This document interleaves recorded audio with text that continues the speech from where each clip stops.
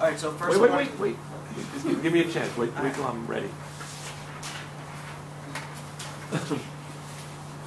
Okay. Anytime. All right. Are you ready? Yep. All right. So first, I want to start off with like a hypothetical question. First, I want you guys to imagine that you just got home from a late night at work. You got out at 2 in the morning. You're walking home from work, and 3 guys start surrounding you, asking you for your money. Now, I want you guys to think, what do you think would happen in that situation? Now, I'm going to tell you that one guy got sent to the hospital. I'll come back to it at the end. So, I am talking about Brazilian Jiu-Jitsu. I'm a purple belt in Brazilian Jiu-Jitsu, and I've been doing martial arts since I was 10 years old. I first started off with Greco-Roman wrestling, went on to Brazilian Jiu-Jitsu and kickboxing. I'm a purple belt in Brazilian Jiu-Jitsu, and today I want to talk to you about the history of Brazilian Jiu-Jitsu. I want to talk about the theory behind it, and I also want to talk about the basics. So, the history of Brazilian Jiu-Jitsu, there's many different theories about how martial arts originally spread. The theory that Renzo Gracie supports is the great person theory. The great person theory is where a family of fighters more or less popularizes the sport by being such a successful fighter as the Gracies were in the early days of the UFC. Now, grappling martial arts, it originally started due to the need of peasants when in Japan they didn't have the ability to carry swords or weapons, so they had to develop an unarmed sense of combat. And also, when someone was in the army, and if they lost their weapon, they needed to develop a sense of combat to use it, where the basically 2 martial arts span from it. It was Jiu-Jitsu and Judo, and then in the West it was Greco-Roman wrestling. Now, Brazilian Jiu-Jitsu originally started with Mitsuzu Maeda, where he studied originally Jiu-Jitsu, where then he went to Judo when Jiu-Jitsu started to come out of like popularity because it wasn't as effective. Where after he started studying Judo, he went to Brazil and befriended the Gracie family, where they realized that there was a need for a grappling martial art to close the distance because many kickboxers and boxers were taking advantage of grapplers.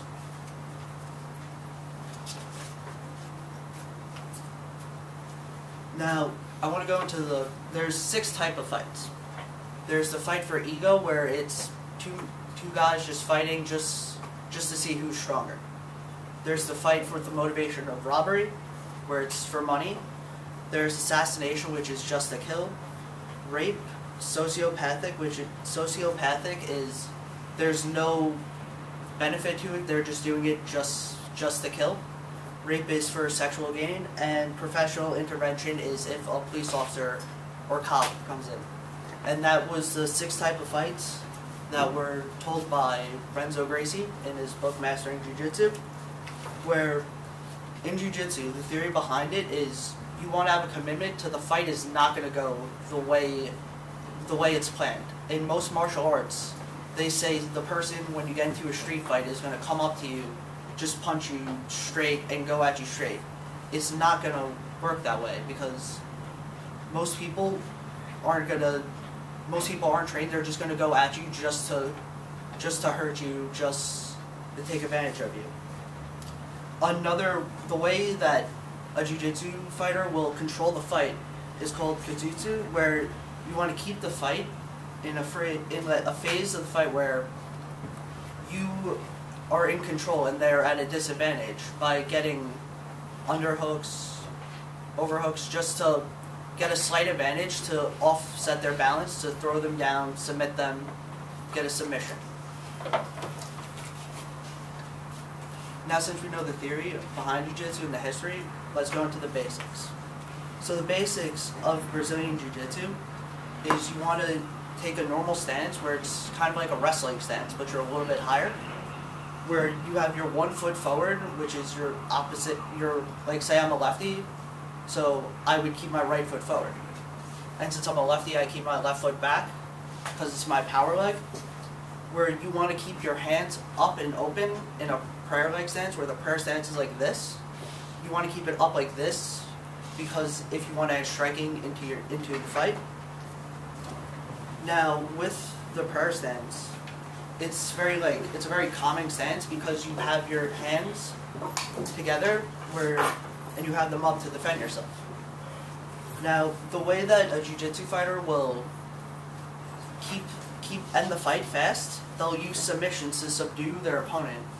And when they're using these submissions, they will try to end the fight without doing permanent damage to the fighter.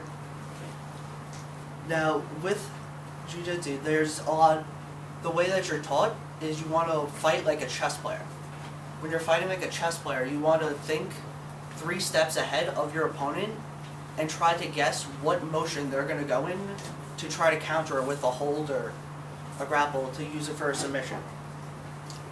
Now, I want you guys to recall that story that I was telling at the start.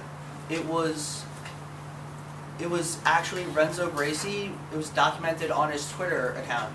He was walking home from training the UFC lightweight champion at the time, and as he was walking home, 3 guys surrounding him, because they saw him as a 50-year-old man walking the streets of New York City, they thought they could mug him.